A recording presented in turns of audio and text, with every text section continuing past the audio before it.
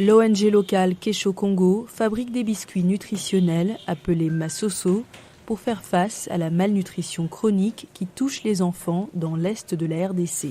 Elle a récemment augmenté sa production pour combler le vide laissé par l'aide humanitaire pillée ou volée. Nous produisons des intrants nutritionnels pour non seulement prendre en charge la malnutrition avec des produits locaux, des solutions locales et durables, mais également pour pouvoir répondre à la crise humanitaire actuelle. Nous produisons donc des intrants qui sont distribués aussi bien dans les centres de santé pour la prise en charge de la malnutrition aiguë modérée, mais également la prévention de la malnutrition chronique. Mais également, nous répondons là où il y a besoin.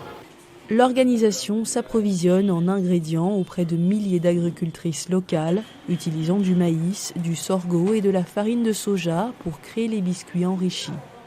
Le taux de malnutrition chronique au Sud Kivu est de 48%. Cela veut dire à peu près un enfant sur deux souffre de malnutrition chronique au Sud Kivu. C'est un fléau. Il faut considérer qu'avec la situation actuelle, ce sont des chiffres qui vont beaucoup augmenter. Et donc il est important qu'il y ait des organisations qui s'engagent à pouvoir travailler pour apporter des solutions. Au centre de nutrition Kitumaini à Bukavu, des enfants ont reçu des biscuits Masoso.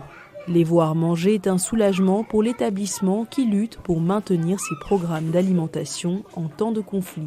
Dans cette période, nous avons beaucoup de difficultés, voir la guerre. Les enfants venaient chaque jour prendre la bouillie ici, mais voir les moyens pour le moment, les enfants ont la difficulté de prendre la bouillie chaque jour. Mais aujourd'hui, nous venons de recevoir un don de Kesho Congo, les biscuits à base de Masoso et la farine. Ça va beaucoup nous aider. Vraiment, on dit merci pour notre organisation partenariat. Cette initiative des biscuits Masoso intervient alors que la situation dans l'est de la RDC continue de se détériorer. L'ONU estime que les avancées du M23 ont entraîné le déplacement d'environ 500 000 personnes depuis janvier. La réponse internationale à la crise a inclus des sanctions américaines à l'encontre de responsables rwandais pour leur soutien présumé au M23 et la Grande-Bretagne a suspendu une partie de son aide au Rwanda.